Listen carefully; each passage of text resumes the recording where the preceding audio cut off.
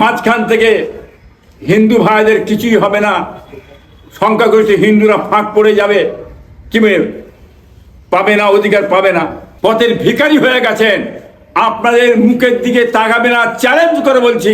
Hawker ভাইরা খুব খুশি হয়েছিলেন আপনারা নাকি, বিজেপি এসে গেলে সোনা পেয়ে যাব, হ্যাঁ অর্থ পেয়ে যাব, অভাব মিটে যাবে, বিশাল হবে, দোতলা থেকে পাঁচতলা বাড়ি হবে, গাড়ি হবে, বিশাল কিছু করে ফেলবো, কি বুঝলেন? বিজেপিকে নিয়ে এলে মুসলমান জব্দ হবে, বিজেপিকে নিয়ে এলে মুসলমানদের চাহিদা করা যাবে, বড় বড় কথাবার্তা বলতে দেবে না। আজ কোথা চলে গেল? হুমায়ুন ছাড় পাবে না এবং দিলীপ ঘোষ বাদ পড়বে না। ভারতের সংবিধান আইন অনুযায়ী সংবিধান বহির্ভূত কথাবার্তা বললে সে জায়গাতে হুমায়ুন ছাড় পাবে না, হুমায়ুনও বাদ পড়ে যাবে না এবং দিলীপ ঘোষ বাদ পড়বে না। বিচার সকলের জন্য সমান যেন হয়। হিন্দুর জন্য যে বিচার হবে, মুসলমানদের জন্য সেই বিচারটাই হবে। দিলীপ ঘোষের জন্য যে বিচার হবে, হুমায়ুনের জন্য সেই বিচারটাই হবে। এখানে দ্বিচারিতা করবেন, বাংলার মানুষ কিন্তু ছেড়ে দেবে না এটাকে। বাংলার মানুষ খুব ভালো বোঝে। অতএব সংবিধান অনুযায়ী কথাবার্তা বলবেন। আপনারা দুজনই বিচার যেন সঠিক হয়, যদি না হয় সেটাকে আমরা কিন্তু সমর্থন করি না। আমি যেদিন ময়দানে মুসলমানদের নিয়ে নেমে যাব না, সেদিন এমন ছাটা ভাঙা মাছ শুরু করব যে আপনাদের পতাকা বহন করার লোক থাকবে না। লাখ লাখ লোককে রাস্তায় নিয়ে নামাবো আর ছাটা ভাঙা মাছ দেবো আর জেলে যাব।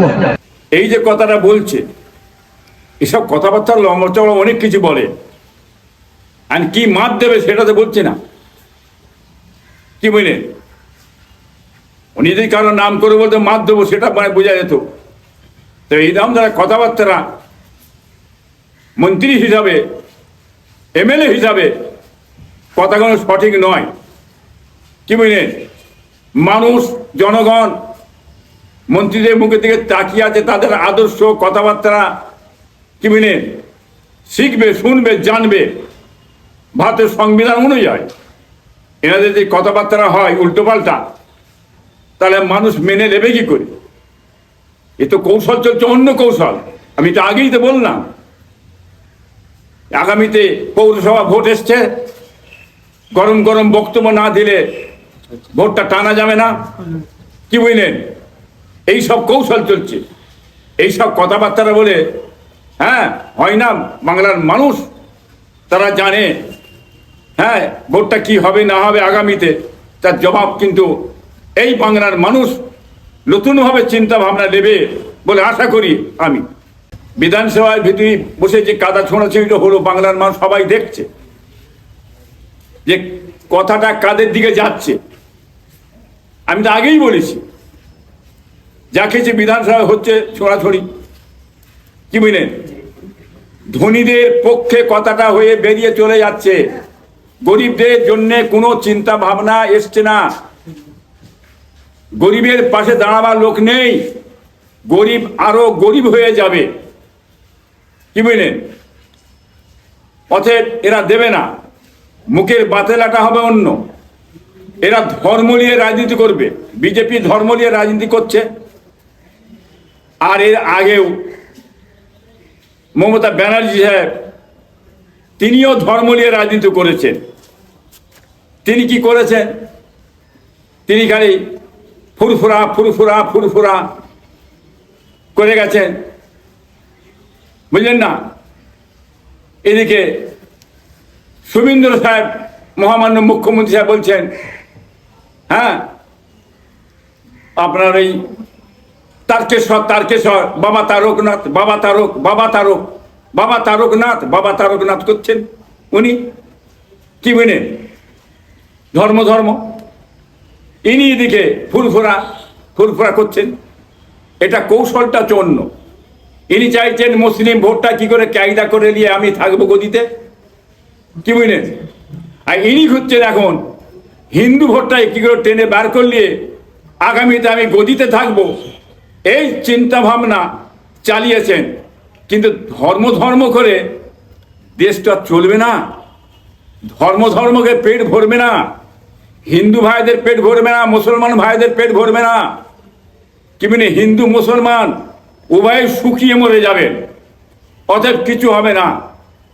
যে জিনিসটা দরকার পশ্চিম বাংলায়, এত লড়াই, এত খাটাখাটনি, এত মেহনত, এত পরিশ্রম, হ্যাঁ, সেটা দরকার ছিল আমাদের। দেশের পরিস্থিতি কোন দিয়ে গেল? শিক্ষা কোথায় গেল? চাকরি গেল কোথা? কর্ম গেল কোথা? কৃষি গেল কোথা? হ্যাঁ, আমাদের অধিকারে গেল কোথা? আমরা যে কিছু পাবো অধিকার, সেটা আমাদের দেয়া হলো না। তা থেকে ফুল বঞ্চিত করে দেওয়া হলো। খালি এখন ধর্ম ধর্ম করে বেরিয়ে যাওয়া হচ্ছে। সংখ্যাগরিষ্ঠ হিন্দু ভাইয়ের আমাদের, তেনারা আছেন, তেনাদের পাওনাটা বেশি হবে। তেনারা কি পেলেন? তেনারা যাতে না জেগে ওঠে, যাতে না প্রতিবাদ করে গুর্জে না ওঠে, অতএব তাদের নজরটা যাতে, হ্যাঁ, সংখ্যালঘুদের পড়ে থাকে। হ্যাঁ, এদিকে মাদ্রাসা, মসজিদ, কি বলেন, এদিকে আপনার যে সমস্ত আরো সব ধর্মীয় ব্যাপার আছে, কি বুঝলেন, সেসব বিষয়ে ধরে লড়া দাও। লড়া দিলে মুসলমান খেপে উঠবে, হুড়োহুড়ি করবে, আর হিন্দু ভাইরা খুব খুশি হবে, মেতে থাকবে। এইদিকে মাঝখান থেকে হিন্দু ভাইদের কিছুই হবে না, সংখ্যাগরিষ্ঠ হিন্দুরা ফাঁক পড়ে যাবে, কি পাবে না, অধিকার পাবে না। সেই দিকটা আড়াল করার জন্যে, চোখটা ঘুরিয়ে নেওয়ার জন্যে এই কৌশলটা চালিয়েছে এই সরকার। সেটা আপনারা ভালো মতনই বুঝতে পারছেন। হ্যাঁ, অতএব এদিকে সাবধান থাকবেন, আপনারা সতর্ক থাকবেন। অতএব এই যে সরকার পরিবর্তন হওয়ার পরে, এই সরকার পরিবর্তন যখন যে তৃণমূল সরকার চলে যাওয়ার পরে যে নতুন যে সরকার এলো, এসে ইনি কি হিসাব দিলেন যে আগের যে সরকার চলে গেছে কি করে গেছে, না করে গেছে, কত ক্ষতি করে গেছে, রাজ ভান্ডার কি কতটা ক্ষয়ক্ষতি করে গেছে, মানুষকে কি দিয়েছে না দিয়েছে, কি প্রতিশ্রুতি দিয়েছে দেয়নি, সেসব বিষয়ে তুলে না তুলে, কি বলেন, হ্যাঁ, ধর্ম ধর্ম ধর্ম ধর্ম করে চোখটা আড়াল করে বেরিয়ে যাচ্ছেন। এটা কি বাংলার মানুষ আপনারা বুঝতে পারছেন না? অতএব দেখুন না কি পরিস্থিতিটা করে দিলে।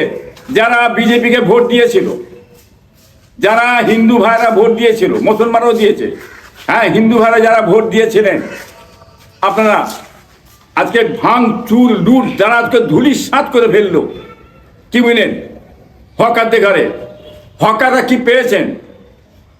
আপনারা কি কিছু পাবেন আশা করেন? আপনারা কিচ্ছু পাবেন না, চারানা পয়সা পাবেন না।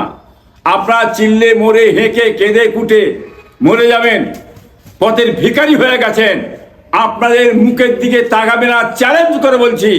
এই মুখ্যমন্ত্রী তাকাবেও না, আফসুসটাও করবে না, সেও দেখবে না, আরো ভেঙে যাবে, এরা আরো ভাঙবে। অতএব ক্ষয়ক্ষতি হয়েছে হকারদের। আর হকার ভাইয়েরা খুব খুশি হয়েছিলেন আপনারা নাকি বিজেপি এসে গেলে সোনা পেয়ে যাব, হ্যাঁ, অর্থ পেয়ে যাব, অভাব মিটে যাবে, বিশাল হবে, দোতলা থেকে পাঁচতলা বাড়ি হবে, গাড়ি হবে, বিশাল কিছু করে ফেলবো, কি বুঝলেন। বিজেপিকে নিয়ে এলে মুসলমান জব্দ হবে, বিজেপিকে নিয়ে এলে মুসলমানদের চাহিদা করা যাবে, বড় বড় কথাবার্তা বলতে দেবে না। আজ কোথা চলে গেল বলুন আপনারা? বিজেপিতে এসে গেছে, ভোট যদি নিয়ে এলেন, কিছুই হয় না। মুসলমান মুসলমানই আছে, হিন্দু হিন্দুই আছে, যে যার জায়গা আছে। হ্যাঁ, ইসলাম ধর্মের একটা পশম পরিমাণ, হ্যাঁ, ক্ষতি করার ক্ষমতা শুভেন্দুর নেই। চ্যালেঞ্জ করে বলছি, মুসলমান মুসলমানের ধর্ম নিয়ে চলে, হিন্দুরা হিন্দুরা যে সব ধর্ম নিয়ে চলবে।